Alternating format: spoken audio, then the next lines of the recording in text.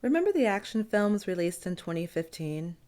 There was Avengers Age of Ultron, Jurassic World, Mission Impossible Rogue Nation, and The Man from U.n.c.l.e. The what, you say? The Man from U.n.c.l.e. Wait, you're not familiar with The Man from U.n.c.l.e.? u.n.c.l.e. is an organization consisting of agents of all nationalities. It's involved in maintaining political and legal order anywhere in the world. The Man from U.n.c.l.e. was cool.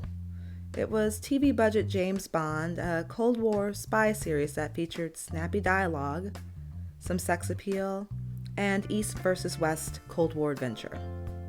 And in 2015, Guy Ritchie put his spin on the project and it became, well, even cooler. In fact, it may have just been too cool for 2015 because it kind of got lost in the summer that was Mission Avengers Jurassic World. This is a spy film with the influence of sophisticated 1960s European cinema, the French New Wave, some Bond films, and American continental mysteries like Charade and Arabesque. The plot revolves around a missing father, rogue nuclear technology, some old Nazis in hiding. There's a car chase, a motorcycle chase, a boat chase,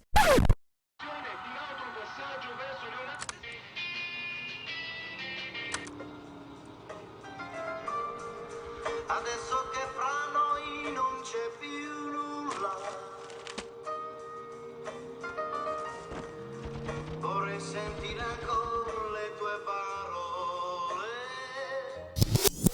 and some spy stuff, some more spy stuff, and some race cars.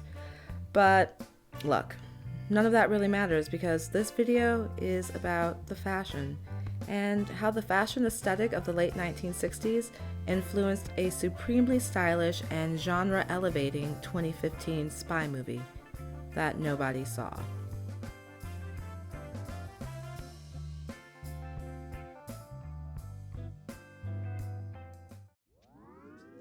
Tailored suits, big bold jewelry, geometric prints. It's Italy, it's the 1960s, and this is jet setter chic, and it's beautiful to look at.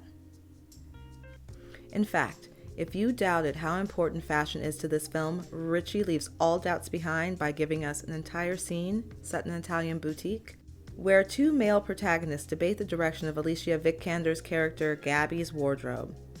Everyone is playing a role, and crossing and double-crossing, and fashion is integral in the subterfuge. Costume designer Joanna Johnston said her influences range from Jean-Paul Belmondo in Breathless, and we can see that in the style of Armie Hammer's hat, and Vogue issues from 1966 through 1968. She wasn't going for historical accuracy. She was going for a stylized look that would translate the mood of the film through wardrobe and be accessible to today's filmgoer. Commenting in Vogue, Johnston stated, "Guy Ritchie gave me a brief. He wanted it to look cool, good for today, and sexy." So let's start with Elizabeth Debicki's Vittoria Vinciguerra, who steals every scene she is in, or rather her wardrobe does. Can I say that again? Vittoria Vinciguerra. And what a wardrobe she has. Glorious caftans, palazzo pants, column dresses, Versace scarves. Johnston said her influences for Debicki's character included 1960s German model and actress Veruschka and American actress and model Marissa Berenson. Johnson stated that Berenson was a big springboard for Victoria because her look was very strong, very defined, and very done. It's a look that obviously takes a lot of time, a lot of work, and a lot of money. And Victoria is very done, wearing intricate hairstyles, immaculate makeup, and dripping in jewels each time we see her.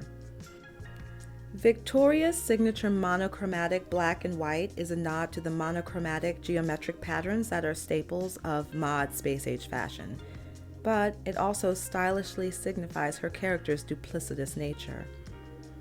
When Johnston says she looked to both Veruschka and Berenson as influences, it's important to understand how influential both women were at the time. While not household names today, Veruschka was actually the world's first supermodel and graced the cover of Vogue's various editions no less than 11 times. At one point, she was making $10,000 a day. And Berenson, the granddaughter of fashion icon and designer Elsa Schiaparelli, began modeling for Vogue as a teenager, and by the 1960s was one of the highest paid models in the world. So when we think of 1960s style, Verushka and Berenson are two of the people who helped cement that idea and that image in our minds.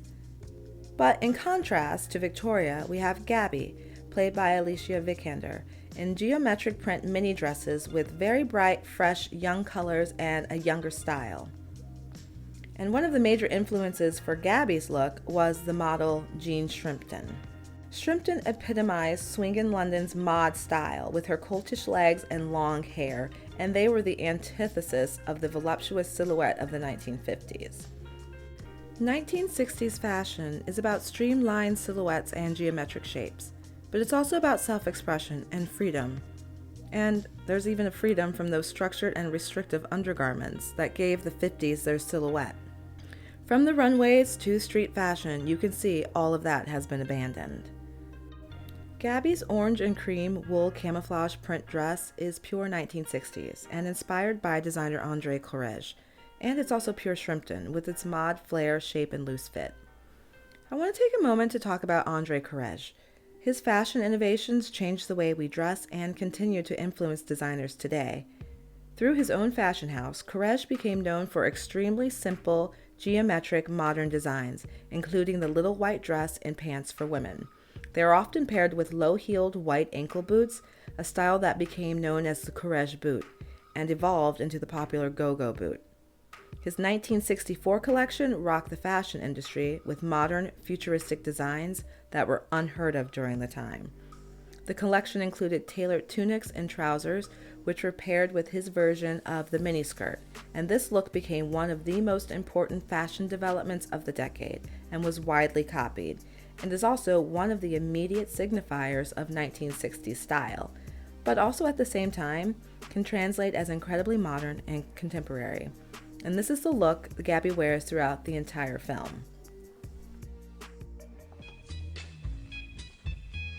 These are American made and very low tech. That bow tie doesn't work with that suit.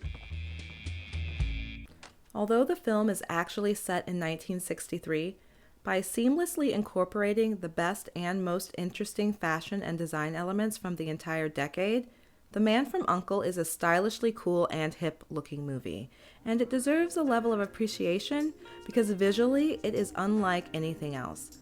So, as they leave us with the yet unfulfilled promise of a stylish sequel, the lesson is, sometimes, cool is all you need.